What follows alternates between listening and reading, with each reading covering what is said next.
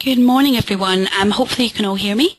Thank you very much for joining us this morning to discuss attack awareness and how organisations can use methods and best practices in order to increase the awareness they have of their organisations being attacked. I am delighted to be joined today by Trevor Kennedy, who is a senior engineer from LogRhythm, who has a vast amount of experience in this field, and who will be taking you through some of the more technical parts of the presentation and some of the attack trends, etc. So just to introduce today's agenda. So as I said before, we are looking at how to provide an update on best practices and also solutions which can enable businesses to monitor and gain insight on attacks. We'll start off with a brief introduction to Bytes for those of you who are less aware of us, why attack awareness is important in today's modern threat landscape, and I'll then introduce Trevor from LogRhythm.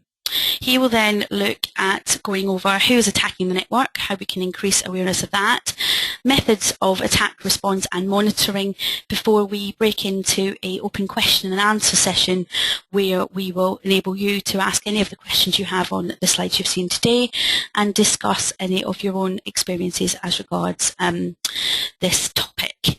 Just to give you a bit of housekeeping, as we are starting the webinar, all attendee lines were on mute throughout the webinar. However, questions are welcome as they occur to you throughout the presentation. Please do take the opportunity to post them via questions or chat, and we will collate those and do the question and answer session at the end. The subject today of the webinar is purely strategic, and we're not discussing commercials or specific products in terms of pricing, etc. Obviously, further discussions from yourselves are welcomed with your account manager, but we want to keep today's discussion as strategic as possible. There is a short feedback survey at the end of the call, and we are obviously delighted to get your feedback. Just to clarify as well, we will be doing a recording of the webinar, which is available post-webinar, so that we will make sure that you can share that further with your teams. So just to give you a quick overview of Bytes in the UK. So we're part of the 2.3 billion Ultron Electronics Group, which are based in South Africa. Bytes Technology Group as a company across the globe is a very large organisation, sort of £700 million globally, and our UK business is split into two sections. There is Bytes Software Services, who are the biggest Microsoft value-added reseller in the UK, and they look at software licensing across various different parts of infrastructure in addition to Microsoft, though Microsoft is what they're best known for. They do VMware and Adobe and specialise in sort of large enterprise agreements where people are wanting one solution provider for all of their licensing. And then there are Bytes Security Partnerships, which is the part of the business that we know and love from our offices in Reading. We are a security reseller. We solely on network security and security solutions, and provide both licensing, technical support and hardware solutions around that. To give you a little bit of background around us in more detail, I will keep this short. We've been part of Bytes for 3 years now, and as I said before, we focus solely on security, specialising in that area purely to make sure that we are delivering customers a very specialist service around security solutions. We're massively growing in the UK, and we've done that by developing strong partner relationships with some of the top security vendors out there. So we're a platinum partner for Checkpoint, what we're best known for, platinum partner for WebSense, and a myriad of other partners that we work with. What we bring to the table really is the support and consultancy around those services. We're very proud of our technical team. About 50% of our employees are technical, and we pride ourselves on providing direct-to-engineer support so that if anything does, as it can do, go wrong with infrastructure, we are there to provide that backup for your IT department so that you don't have to go and deal with lots of different vendors yourselves. And we try and resolve any cases in-house and have a strong consultancy team who work on tailoring these solutions out there to make them bespoke for your business. As huge part of our remit and a huge thing that we're very proud of is information provision. So making sure that we're helping companies be up to speed on the latest security trends, the latest solutions, and how they can future-proof their infrastructure, which is really why we are running today's webinar as part of that. So just to give a very brief synopsis in terms of what's occurring, essentially businesses are under attack. Attacks are increasing in complexity and the frequency.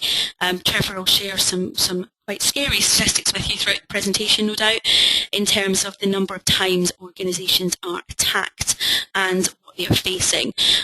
What that has led to is that the average time to detect attacks is often weeks, not days, for many organisations. I'm sure that be aware of many of the hard-hitting headlines of last year, such as Target and eBay, where the time to detect attacks has proved a real prohibitor to their businesses in terms of them being able to deal with problems quickly. And customers are coming to us looking for insight to help them detect and respond quicker to attacks. So that's why we're talking to this about you. About this to you today. We want to help you by sharing best practices in attack monitoring and response, and also give you a flavour of some technologies that are available now to help you gain the insight you need to respond. So without further ado, it's my very great pleasure to hand over to Trevor Kennedy, who's an engineer from LogRhythm, who's going to talk to you about some of the trends they've seen in the marketplace via their considerable efforts in terms of tracking and monitoring, and also some best practices and solutions that will help you respond. What I'm going to do now is hand over to Trevor, so you will lose audio for just a second while we hand over slides, and I'll just say the next thing you should see will be Trevor's slides, and I'll leave it to him to take you further. Over to you, Trevor. Excellent, thank you, Shona. Excellent. So my name is Trevor Kennedy. I'm from LogRhythm, here to talk about who is attacking your network. We do a lot of work with our customers about understanding who is exactly attacking your network. As part of that, we'll talk about the attack characteristics of those types, different types of people that attack your network. We'll also talk about some mitigation strategies. And when we talk about best practice here, we're not just taking LogRhythm best practice. We're going to the industry and hearing what the industry is saying about what is best practice for stopping these types of attacks. So we'll start with who is attacking. We'll talk about why they're attacking, so what their motivation is, and then we'll finally finish off on how you might want to look at protecting yourself from these different attacks. So let's get stuck in. Let's first talk about the who is attacking your network. We've done a reasonably extensive analysis on the who part of who is attacking your network. In most instances, it is external perpetrators. Now this is different, and this has changed or evolved over time. If you look at this from 5 years ago, the who was attacking your network, we were talking a lot about the internal threat as well as the external threat. You know, looking at this graph from the Verizon breach report since 2004, back in 2007, it was pretty close from external people and internal people attacking our network. But over the years, it has slowly moved towards being the external threat. Already, just with that bit of knowledge, it tells us where we should be concentrating our resources in regards to, you know, our security spend. It's about stopping the bad guys from the outside trying to get into our internal network. And yes, internal threat, they still exist, but from a risk perspective, they're not the biggest threat to us. It's by far the external guys that are the biggest risk. When we look at the external guys to say, okay, who are these external guys? They're broken into three main threat actors.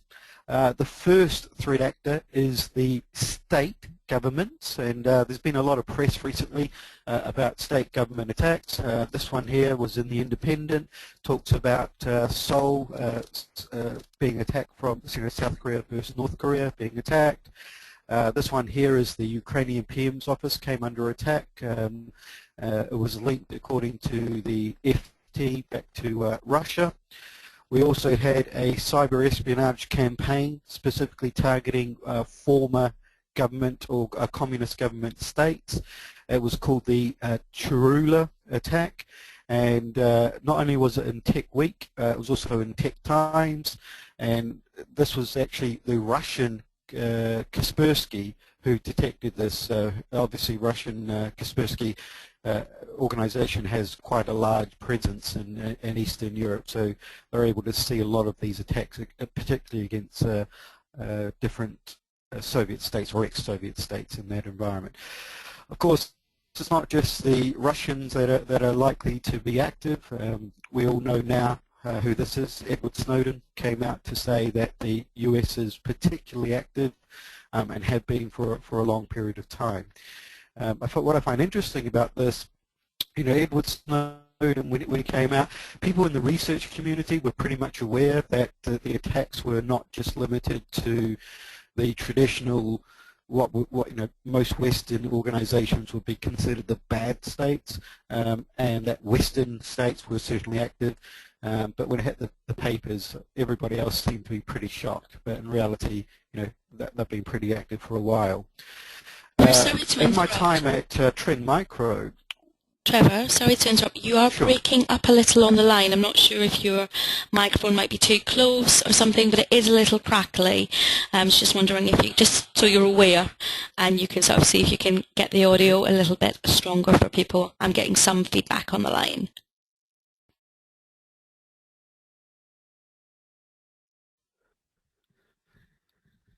Is that any better, Shona? If not, I can much try clearer, and thank you. That's much clearer, thank you. Okay, excellent. If it continues to be a bit crackly, let me know, and I'll dial in on another line. So this is the Lucky Cat attack, which when I was part of a threat research team, we spotted an attack. They were targeting aerospace, energy, engineering, shipping, military research, and, weirdly enough, Tibetan activists. And we called it the Lucky Cat attack because the symbol of the attacker was a cat that had the moving arm that moved backwards and forward. That was his profile online that we were able to trace back. Interestingly, this was an APT attack, and essentially what that meant was it was a dedicated attack with custom written software that had not been seen by any of the antivirus companies previously. So it was a brand new attack, new software, custom written to target these organizations. It was delivered via a piece of, well, most of it was delivered by email. So in this instance, this was an email sent to a government organization in Japan. I don't read Japanese, but what it's actually talking about is the radiation levels in the Fukushima nuclear power plant, which was at the time of this attack on everybody's mind. The attack had an attachment, which was an infected PDF file. Most PDF files get through your antivirus scanners. Most of them will get through your email scanners. Email traditionally will block executables, so they won't allow executables to get to users, but PDF documents, Word documents and the likes, they do traditionally get through to users. And in this instance, it was a PDF document. All you needed to do was open up the PDF document and you were infected. If you could read Japanese, what the actual PDF document had was the current readouts for the nuclear Fukushima power plant, so the current radiation levels for the power plant. So anyone that was interested in this would open up the document, they would read it and think, okay, well, I'm glad I'm informed, but of course what had actually happened is they were infected in the background. So pretty reasonably sophisticated attack, and pretty straightforward to get users to open that up, especially at the time when it was in the news. Of course, it's not just the Chinese have been active in a number of locations. This is a picture of the US Predator drone. It took the US government 8 years of research and development to create the US Predator drone. 8 years of development, $17 billion of money in that research and development. You can buy one today for 50 million US dollars if you'd like a Predator drone. Here is the Chinese equivalent. They came to market, this is from a company called the Wenglun Company. They came to market with their version of the Predator drone in 2 years. It's unknown how much they spent on research and development, but you can buy one today for 1 million US dollars. So US Predator drone, 50 million US dollars, 8 years of research and development, $17 billion spent on research and development, and you can get one for $50 million. Or Wingland comes to say you can buy one for 1 million US dollars for your drone. Now, I'm not saying that they are exactly the same. I mean, the Wenglun one has a nice graphic on it, but as you can see, it looks suspiciously similar. Of course, it's not just the Chinese that have been accused of being active. This is the president of Iran in the Natanz nuclear power plant that we now know was targeted by a custom-written piece of malware called Stuxnet. The US government and the Israeli government have come out and said, yes, it was us. We wrote that piece of malware. It was designed as a cyber weapon, and it was designed to put back the Iranian nuclear program by years. That's why they designed it. In fact, if you if you see the President Obama, when he talked about this, he did an interview, he was actually quite proud of the fact that they created this piece of cyber warfare. But what I find interesting about it is, let's think about this for a second. The US government and Israeli government have basically put up their hand and said, yes, we created a piece of cyber warfare malware that had in it the ability to shut down nuclear power plants across the globe. In fact, there were 7 zero-day vulnerabilities in that piece of malware. 7 zero-day vulnerabilities for nuclear power plants. Did those governments turn around to the vendor, who was Siemens, and say, hey, Siemens, you know that all that hardware you're rolling out to nuclear power plants across the globe, they have some critical vulnerabilities in it, you should be fixing it? No, they didn't. What they did is they kept it to themselves, and they used it to attack, in their instance, someone that they felt shouldn't have nuclear capabilities. So what that tells me is the governments are not out there to protect us. We have to protect ourselves. As a private organization, the government's not going to turn around and say, hey, you've got this problem, go and sort it out. If they find a problem, they're going to keep it to themselves and use it as an offensive strategy in their environment. In fact, it's gotten so bad that there's companies that exist, and the only reason they exist is to create new vulnerabilities and sell them to the highest bidders. Here's a list of organizations, so Vupin Security, Ingame, Revon, and what these organizations do is they find critical vulnerabilities and then they sell them to the highest bidders. A number of these organizations on the screens are run by ex-NSA or FBI directors. So they exist to develop or find new vulnerabilities and then sell them to the highest bidders. Interestingly, one of the underground forums that I monitor, they had a critical zero-day vulnerability for remote desktop, RDP, in Windows. This vulnerability was for sale on the underground forums for 125,000 US dollars. During the 13 months that it took Microsoft to find out about this vulnerability and patch it, it sold 6 times during that 13-month period. And basically this vulnerability was so critical that if you had remote desktop connection open to the internet, they could use this vulnerability to get access to your servers.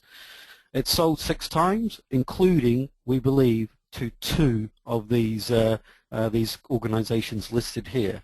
And of course what these organizations would have done is they would have paid the original hacker $125,000, but then they would have gone on to resell it to other state organizations or state organizations across the globe as an attack vector.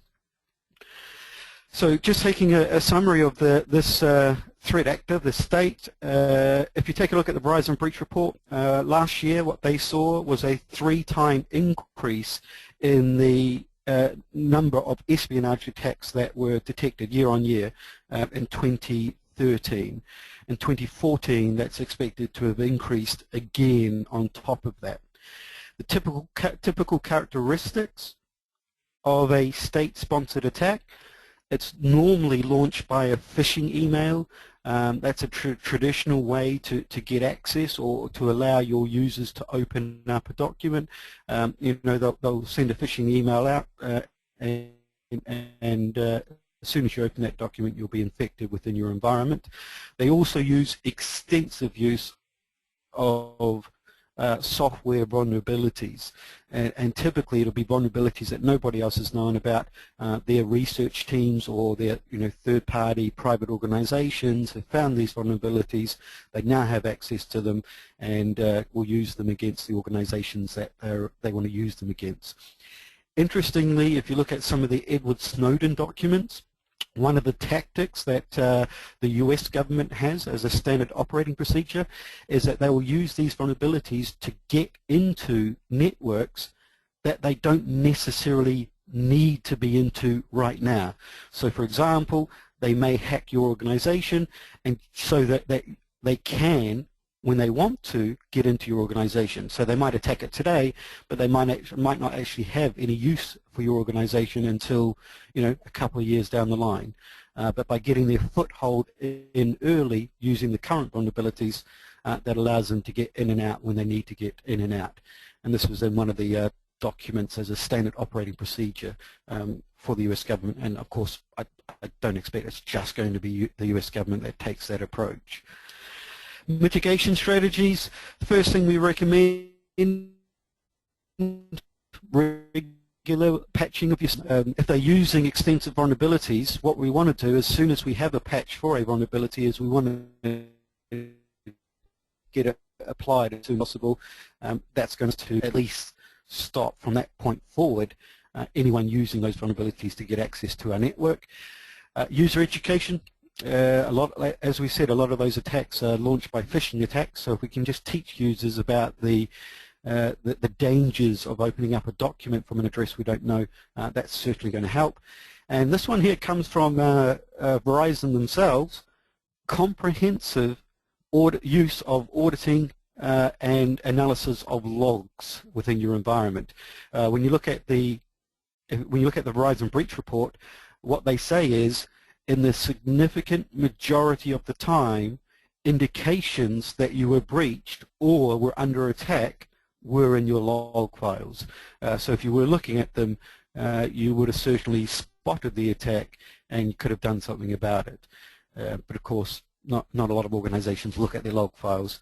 Now, as I said, that's coming from Verizon, not LogRhythm. Just because we do log management, it's not us saying this is Verizon.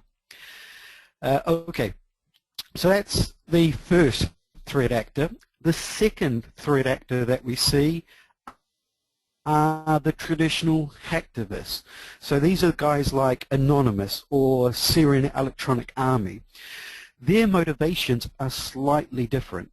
So for the Syrian Electronic Army, it's not about trying to make money from your organization, or it's not about stealing your organization's secrets. Their motivation is driven by ideology. So if you do something that doesn't agree with their idea of how the world should work, then they will attack you. That's the concept, right? So Anonymous, for example, they ran a huge denial of service attack against PayPal last year. The reason they did that is because, or their stated reason for doing that is because that they felt PayPal was being unfair to WikiLeaks by no longer accepting donations to WikiLeaks. So they attacked them. The Syrian Electronic Army attacked the Associated Press a number of times, including their Twitter feed. This was the Associated Press Twitter site.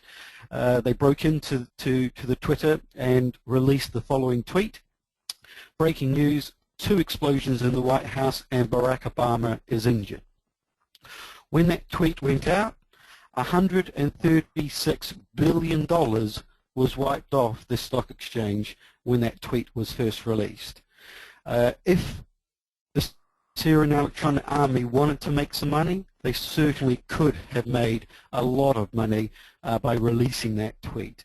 But of course, that's not their motivation. The reason the Syrian Electronic Army attacked the Associated Press is because they felt that the Associated Press was being unfair to al-Bashar, who they are supporters of.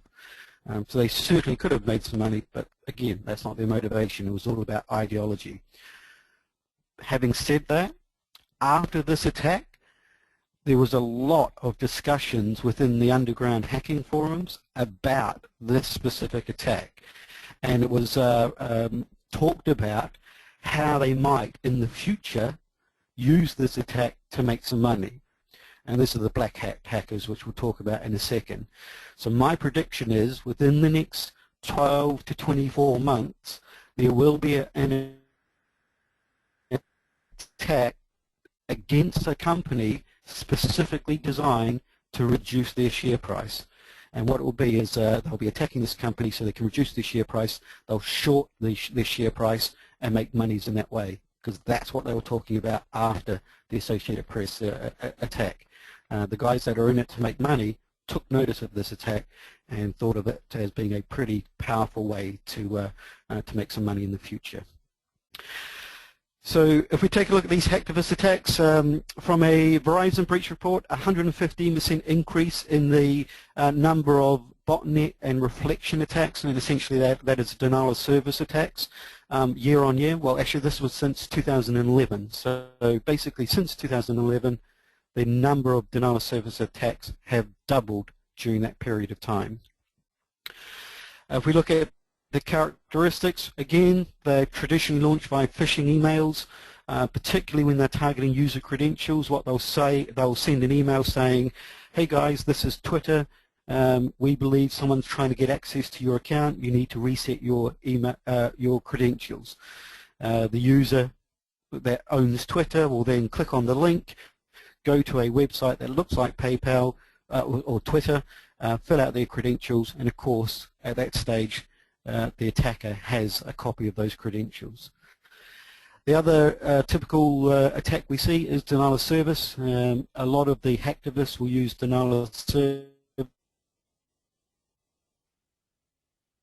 just because it's a well-known attack, particularly if they have a number of botnets within their environment. Launching a denial of service is pretty straightforward for most of these organizations. Mitigation strategies. User education on phishing again. People shouldn't be opening up documents even if they are standard PDF or Word documents. That becomes a real threat to your organization. We also want to limit user access to systems. If I receive a phishing email asking me to reset my Twitter details, well, if I don't have access to my Twitter details, I can't provide them to a phishing website. So restricting access to credentials to a need-to-know basis is pretty critical. That way, it has to be a pretty targeted attack to get the credentials they want. They actually have to hit maybe the only person in your organization, the Twitter login, to be able to successfully trick that person into providing those credentials. And we do, of course, recommend different credentials for different systems. So in the instance of the Syrian Electronic Army, on a number of occasions, they were able to trick users to provide either the Twitter credentials or the Facebook credentials, and use the same credentials on the other site. They were using essentially the same username and password on both sites, so all they needed to do was convince the user to provide one of those credentials, and they had access to, to the social media within their organization. Okay, so that's the second threat actor. The final threat actor is the one we should really be worried about. These are what we call the Blackhat threat actors, and essentially they're motivated by money. For them it's a career choice. It's a full-time job. They could have gone into IT like us, but they decided that they were going to make their money by hacking into systems and finding a way to monetize that hack. And it can be hugely profitable for them. A good example was this attack on 2 Middle Eastern banks, banks in the Gulf region last year. In this instance, the hackers got away with $45 million over a 12-hour period on a weekend. During that time, essentially what happened is they managed to get a keylogger within the bank's payment processor, which is an Indian outsourced company. They captured cardholder details as it was going through the payment processor. They then took those details, logged into the banking system, worked out who had the most money. They went into the banking system then and gave those accounts with the most money unlimited withdrawal rights to their bank accounts. They then took those bank cards, created brand new bank cards with the banking details on it. They distributed those bank cards to 26 countries across the globe. It's estimated that 1,000 individuals took part in this, withdrawing the money in these 26 countries. All the users that were given copies of these cards were told that at midnight Friday evening on a bank holiday weekend, they had to start withdrawing money, and they were allowed to withdraw money until midday Saturday. So they basically had a 12-hour window when they were authorized to withdraw money. One of the gentlemen in this photo, he walked down Broadway in Manhattan, started at the top of Manhattan, walked down Broadway, stopped at every single ATM on the way, and withdrew $1,000 US. He then walked across 2 blocks, walked back up Manhattan, and withdrew $1,000 US on every ATM he walked past on the way back up Manhattan. It's estimated in his backpack, by the time he'd finished, he was walking around with $80,000 US in his backpack. So let's think about this. 26 countries, 5,000 transactions over the 12-hour period, $45 million US taken, one of the biggest bank heists in history. If that's not the definition of organized crime, I'm not sure what is. And that's what we're up against. These guys are organized, they're in it to make money. If they don't make money, they don't get to eat. Hence their motivation to find a way to monetize the attacks. When we look at the Verizon breach report, why are they doing this? It's financially driven. So 75, three-quarters of the time, it's all about the money. They need to find a way to make money from your organization. How do they make money? There's a number of ways. First of all, here's a nice simple way for them. Your bank details. This is the going rate for selling your bank details on an underground forum. So for example, if you're a HSBC UK customer and you have £10,000, so $17,000 US balance, I can sell your details online for $700 US. Now, if you think about it, this is really low risk from a hacker's point of view. All they need to do is capture your details, and then they can sell it. They don't need to worry about draining your bank account. Someone else does that. That's that's someone else's problem. All they need to do, capture your details, sell it for $700, move on to the next one. it's a very low risk strategy from their perspective, because as they're not draining your bank account details, the cops are not going to be chasing them. They're not going to go back and try and find the original person that provided the details. What the police will be after is the person that actually took the money out of the account. So pretty low risk. It actually gets easier for them. Rather than your bank account details, what if they just managed to get your email address and password? PayPal. This is the going rate for your PayPal details on the Underground Forum today. If your PayPal account has a balance of $7,000 or more, I can sell your email address and password for $500. Again, low risk from my perspective. If I'm a hacker, all I need to do is get your email address, get your password for it, and I can flog that for up to $500. Now, I know what you're thinking. You're sitting there going, well, okay, that's fair enough, but I'm an organization. I don't have any financial data to worry about. I shouldn't be too concerned. Well, not quite. Here is the going rate for access to your servers. This comes from an Underground forum, one of the forums that I monitor. This is the going rate for a botnet within your network. Now here's the beauty of this botnet. They'll sell me, for example, on the advanced package, 50 Linux bots. When I request this Linux botnet, I can actually request the IP range for this botnet. So, for example, I could look up on the IANA website, find out what IP numbers that are associated with Microsoft, as an example. I can go back to the hackers and say, okay, I want 50 bots within this IP range, within the Microsoft IP range. And the nice thing is, down the bottom here, you can see they offer a lifetime price. And what the lifetime price is a guarantee that if Microsoft comes along and discovers your botnet within their network, the hackers will guarantee to get you back into that network.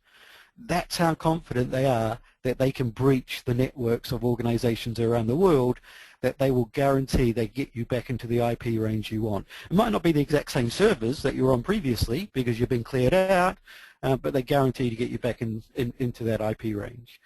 And of course, what do they use these bots for? They could use it to send out spam from your network. They used to use it for Bitcoin mining or Dogecoin mining, or there's another one out that's quite popular at the moment called Litecoin mining. So all it's doing is using up your resources. And interestingly, one of the attacks we're starting to see more and more is they're using your web servers to launch other attacks against your users. So here is a script that was inserted into a legitimate website. When the users went to the legitimate website, I won't give the name of the company, but let's say it was I don't know, as an example, let's say it was BBC. So when you went to the BBC website, what they did is they inserted a script to the BBC page, and it redirected you to this page. And in this instance, what they were saying is you were up to something illegal and you had to pay a fine for accessing the site you just come from. And on the right-hand side, here were the symbols of the fines, the companies where they accepted payment, and you needed to type in the authorization code from these sites on the right-hand side. So this legitimate business was compromised, that every visitor that visited their website was basically being sent to this website to pay a fine because they were being accused of illegal activity. So that's a very common task we're starting to see hackers use your websites for. Get access to your website, insert their script, and then try and fleece your customers of some money within your organization. Okay, so just some summaries of some Blackhat activity. most of the attacks are launched via web activity, so just like that previous screenshot we saw. They're not necessarily, with the Black Hat guys, it doesn't necessarily start with an email attachment, whereas, the previous state ones were phishing. That's not necessarily the case anymore for Black Hat attacks. And the web attacks are often targeted your CMS. So if you've got something like WordPress or Drupal or one of the other popular CMS sites out there, they're targeting that. And the reason they're targeting that is because it has a large implementation surface. Trevor, sorry to Typical interrupt. characteristics, they will target. Trevor, sorry. I can still hear Sure. you. There is a lot of feedback on the line. I'm not sure if you're moving around or the microphone's far away from you or too close. It's just there's quite a lot of feedback as and when you're talking. Okay. And if you can try and get that just so we can hear a little bit clearer. We can still make you out. It's just a little bit crackly. Okay. No problems. I'll make sure I don't move around too much. How about that? Is it okay now, Shona? It's much better, yes. Okay, excellent. Okay, so characteristics. We talked about vulnerabilities, so they'll target vulnerabilities on websites to use your stolen credentials. They'll also launch attacks from those compromised websites. So this is a really strong trend we're seeing from these guys. If you have a website and you don't know for sure what's on your website, you should certainly be looking at it on a regular basis. When I go and ask customers, when was the last time you checked a web page you created 2 years ago, the answer typically is they haven't checked it.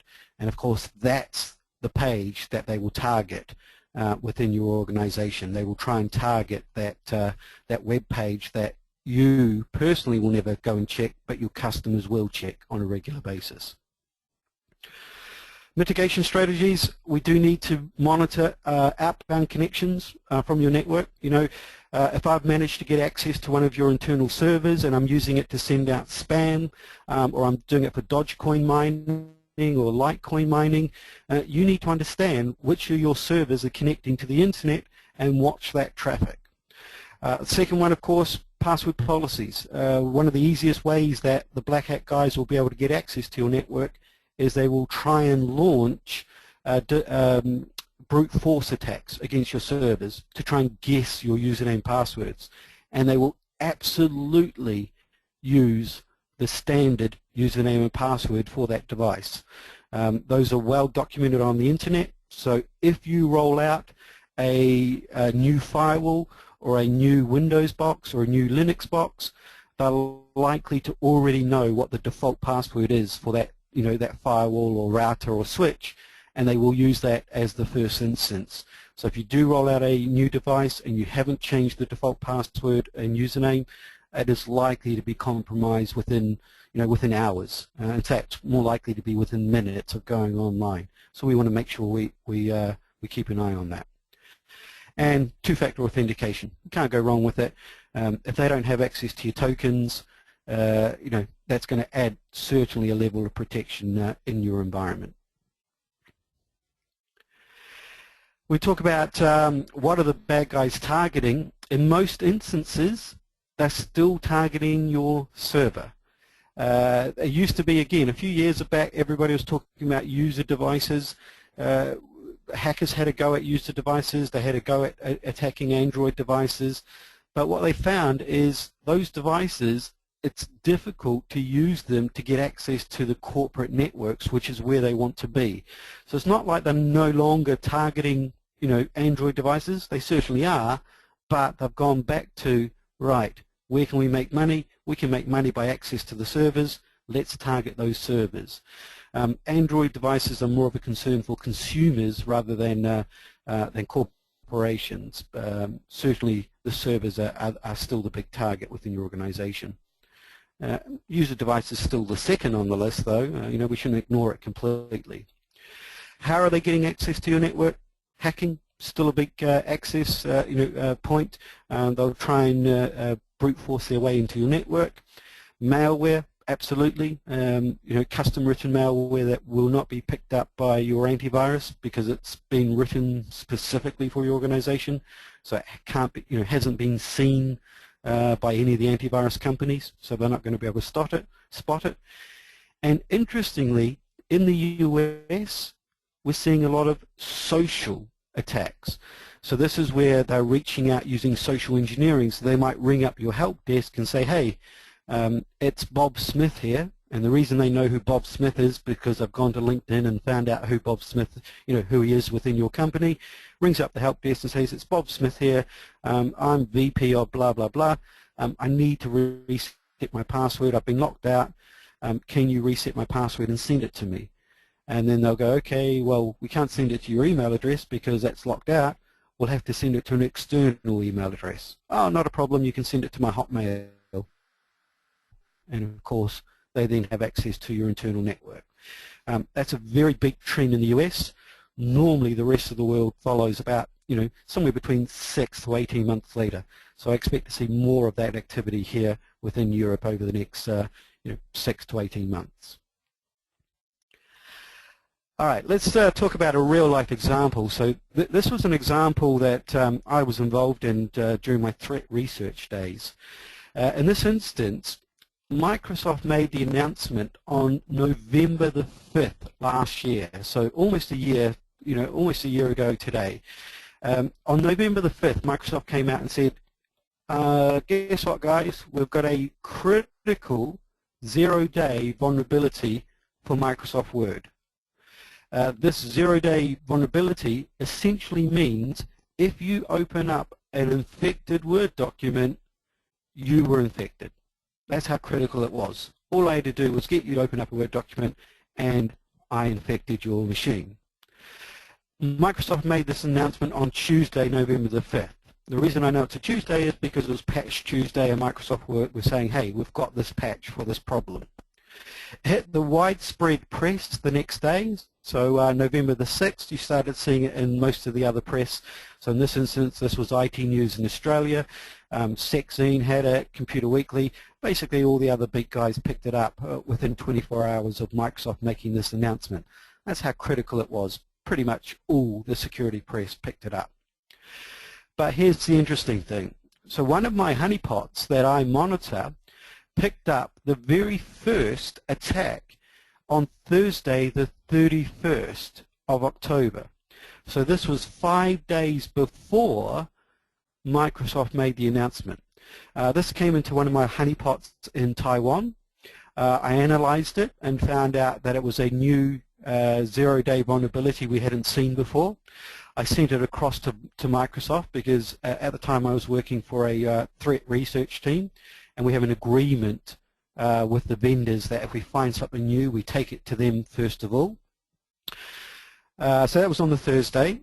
Then on the Sunday, and you can see this here, we had widespread attacks. So this was, I received it 1, 2, 3, 4, 5 times just in Taiwan.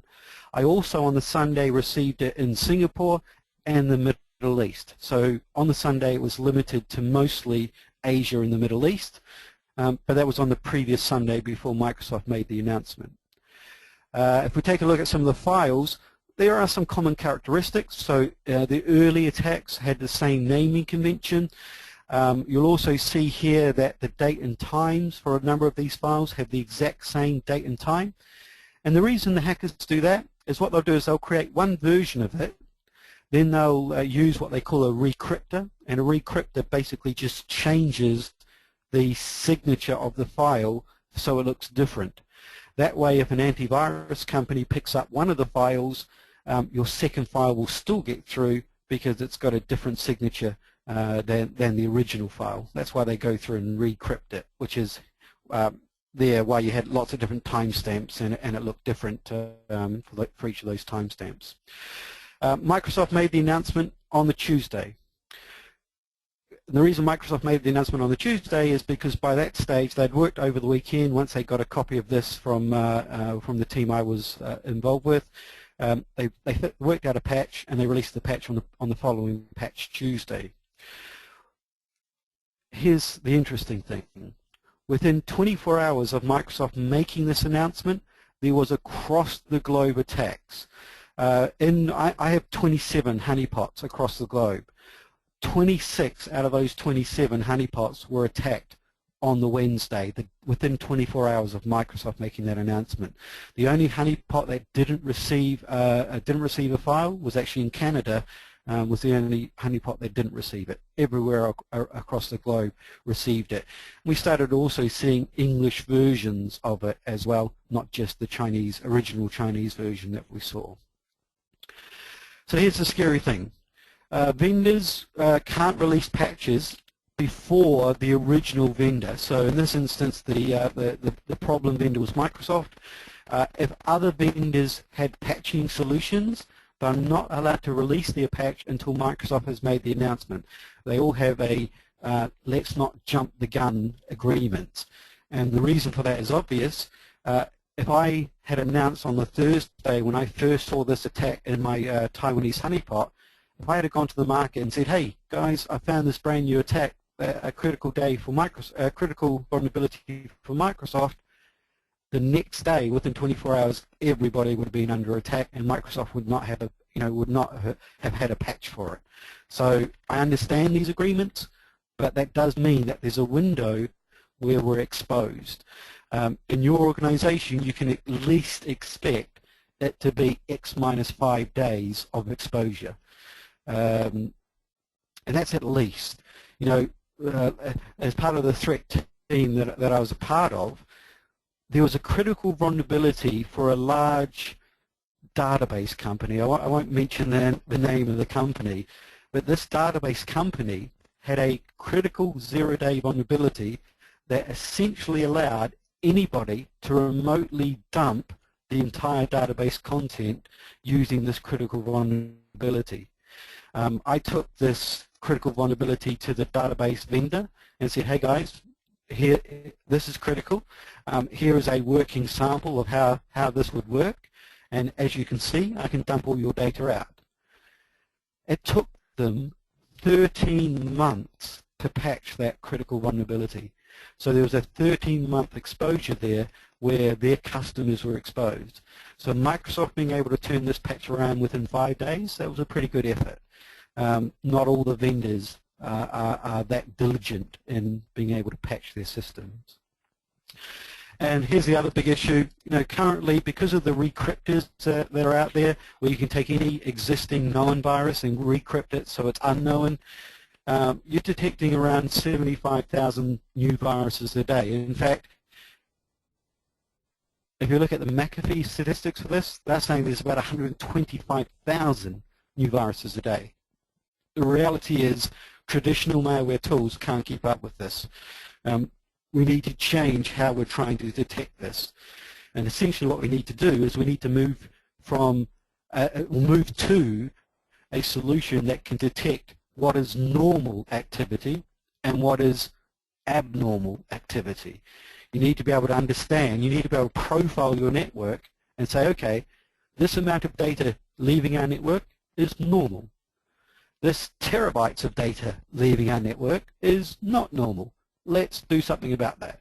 And that's where you need to get to. Understand what is normal and what is not normal within your environment. Which brings me to the security intelligence platform. So I'm not going to spend too much time on this. Basically, the security intelligence platform is what LogRhythm does. It answers the question, are you under attack?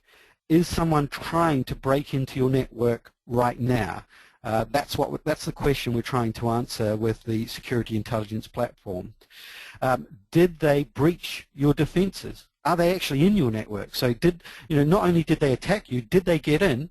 And of course, if they got in, what did they do when they were in your network? What did they change in your network? How do we do that? Well, we have a security intelligence platform. On the left-hand side, we have inputs. We then analyze those inputs, and of course, we get outputs, which are going to be alerts or reports. From an input perspective, we'll take auditing logs from everywhere in your environment. We don't care where those auditing logs come from. They could come from firewalls, routers, switches, workstations, servers, you name it. We don't care. We'll take them, we'll process them into LogRhythm, and we'll analyze them to find out what's occurring. The question we're trying to answer here is, what did they do in our network? Because you can guarantee when Sony got hacked just recently, the first question that the bosses at Sony had for their security team is, what did they do? What's our exposure? What did they get up to in our environment? To help with that, as part of our security platform, we also do host-based forensics, and with the host-based forensics, it allows us to identify what they did in our network. So for example, we'll be able to see all the file changes they made. If we go back to the example we talked about earlier on, this current trend of putting a script within your own legitimate web pages, we would see that. With host-based forensics, we look at all of the files, and if we see a file change, we send a log off to LogRhythm and say, hey, LogRhythm, this file on this web server changed. And then, of course, you'll get an alert and you can validate whether that's a legitimate change to that file. Most web server files don't change. Most web server files are static and they're pulling content from your database. When that content might change, but the actual files themselves don't change. If someone's gone and changed a file and added a line in there that's loading up a script, we want to know about that, and the host-based forensics would allow you to identify that. The other thing the host-based forensics does is it identifies any changes from malware. So if, for example, you had a 0-day piece of malware that got past your antivirus, someone starts it up, maybe they open up a Word document, it infects the local machine. When we talk about infecting the local machine, it's got to change something on the machine. Either it's got to write itself to the master boot record, either it's got to attach itself to a DLL or an executable, or maybe it writes itself to the registry. If any of that activity occurs, we see it, and then we can send it into LogRhythm and alert you up to it. And the other one we do is network-based forensics. So not only do we see what's happening on your individual servers or workstations even, we see what is happening in your network. We see the network traffic. So an instance of the Sony breach just recently, in there it's estimated that terabytes of data were leaked out of that network. Terabytes of data. If you had a tool like our network forensics tool, it would have seen all of that activity. And because of our clever analytics, we would have been able to analyze that it is not normal for that amount of data to be leaving your network. And it's not normal for that amount of data to be traveling around your network. I mean, terabytes is a pretty big haystack. That should have been an indicator of compromise, certainly within that organization. Once we've got all that log and audit information, we then process it, and we'll do things like normalize it. So if, for example, you get a failed login on your firewall, or a failed logon on your Linux box, or a failed login from Windows, we just normalize it, and we call, what we'll do is we'll give it a standard classification called authentication failure. So now your analysts don't need to be experts in firewalls or routers or switches or Windows. Now they can say, show me all authentication failures, and we will as a report to say, okay, here's all the authentication failures you've had in your environment. So it just makes it easy to understand the logs. That's part of that normalization. Here's a good example of it. So within our web console here, an analyst is looking for all denial of service attacks. So it won't matter what product is indicating that it's a denial of service. All you say is, show me all denial of service, and that will come back and indicate all denial of service within your environment. Then we get clever. We then take that data and analyze it. We'll do advanced correlation on it. So advanced correlation is looking for behaviors. So I'm not going to alert you, for example, when you get one failed login. But if you get hundreds of failed logins, followed by eventually a successful login, because you've brute forced the password, LogRhythm would alert you up to that and say, hey, we've just seen a successful brute force against an account in your environment. They had loads of failed logins, and now they've got a successful one. You need to do something about that. And we will look for that advanced behavior and then alert you to it. But our really clever stuff is this statistical analysis, and this is where we look at your whatever network, failed logins, successful logins, user created. We can look at anything. We profile it to understand what is normal, and then we alert you when it goes outside of those norms. So for example, in the latest attack for Sony, when they started leaking terabytes of data out of the network, we would have picked that up, because we would have understood what is normal amount of data leaving their network, and then when we saw terabytes leaving, we would have indicated that that's a problem. We can even, for example, look at your network traffic and say, okay, this amount of network traffic going to Korea is normal. And all of a sudden we've seen a big increase of network traffic going to Korea. That's not normal. We could even do redirections on your website. So we could look at your website redirections and say, okay, normally we don't get website redirections, or normally we do. Maybe we have some redirections to, I don't know, BBC, for example. But now our website's redirecting people to a third-party website that we know nothing about. That's not normal behavior. Let's alert on it. And all of this activity can be done via our statistical and behavioral baselining of what is normal in your environment. So alert you up when we see anything abnormal. And of course, we also do the basic stuff like blacklisting. So you can say, okay, this application internally, this financial application, banking application, it's allowed to talk to our branch offices. If it talks to anything else, that's a problem. So we could blacklist, whitelist just certain locations. Anything else talks to this branch office, then that's not that's part of the blacklist. Therefore, we're going to alert up on it. And that's part of the whitelisting, blacklisting that we support as part of the product. If you take a look at some use cases, so this came from, these are 3 use cases that came from our customers when they plugged us in using our behavioral analytics. The first one was a privileged user login from a foreign country. So what they did is they looked at user logins. They then found that there was a user who typically logs in from the UK. All of a sudden, he was logging in from Eastern Europe. That wasn't normal activity for that user. So they alerted up to say, hey, this user is now logging in from a foreign country. We've not seen him log in from this location before. We need to just investigate to validate that this user logging in. In the instance, it was not a valid user, so they were able to lock down the account instantly and stop the breach in its tracks. Here's another one, another sample. In this instance, the customer was alerted via our reporting that a user had been added to a privileged group. With further investigation, what they found out is a hacker managed to get login credentials. To make themselves persistent, they created a backdoor account, and they added that backdoor account to the privileged group, which was an administrative group, so they could get back in the future in case the compromised account had their password reset.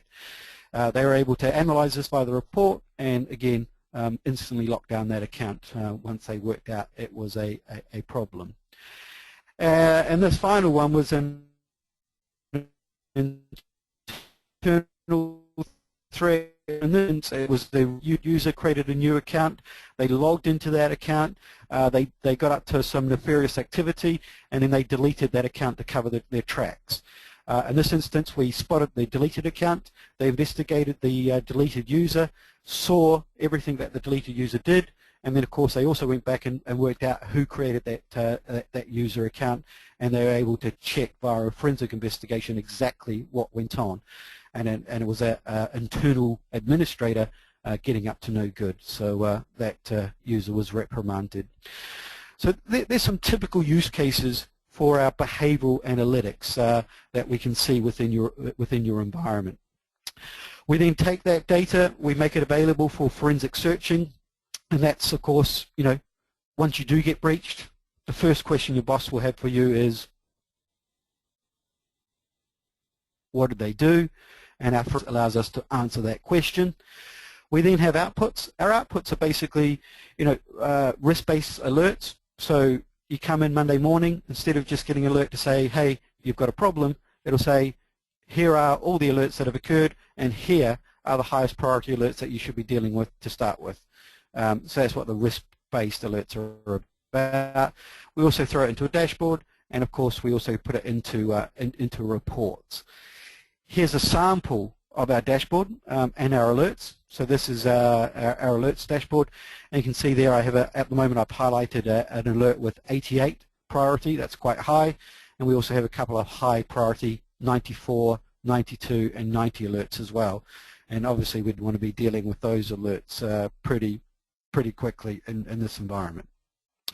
When I say dealing with those alerts, we do also, when those alerts get generated, have the ability to instantly respond. So this is LogRhythm's capability to say, okay, we've got an alert. Maybe it's a port scan on the firewall, for example.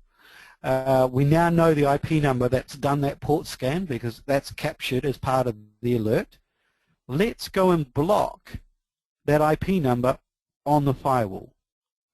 How do we do that?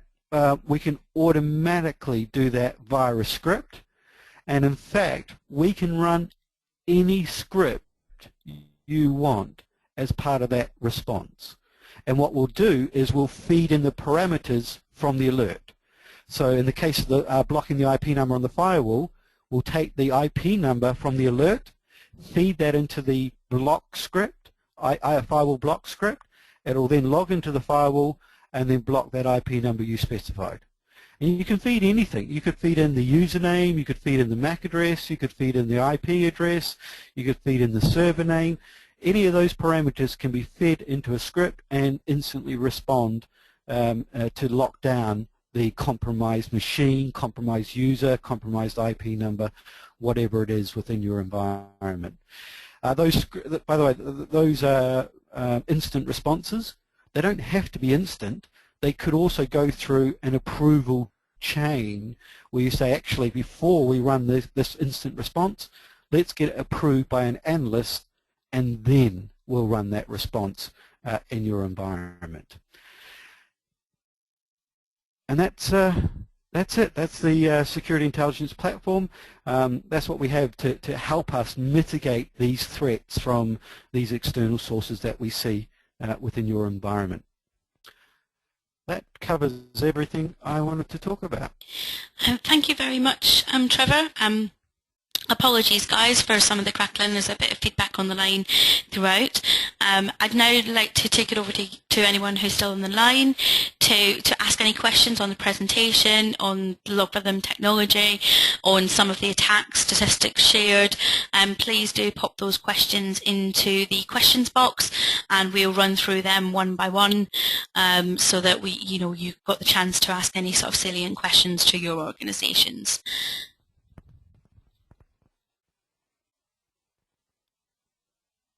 I'll just give it a few minutes for anyone to have the chance to ask any questions.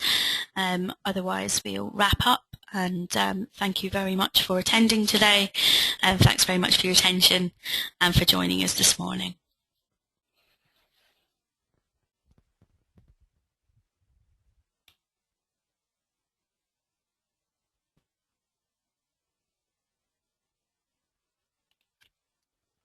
Okay, I don't seem to have any questions from the audience at the moment. I'll just leave it a minute or so, and so if anyone's still finding time to type, that'd be fine. No, I think, Trevor, you seem to have covered everything very comprehensively. So all that really remains for me to do is to thank Trevor for his presentation this morning. Thanks, everyone, for taking the time out of your very busy days to attend. And just to clarify, I'll make sure that the recording of the webinar is available for you post-event in order to so you can review that at your leisure. Thanks very much, everyone.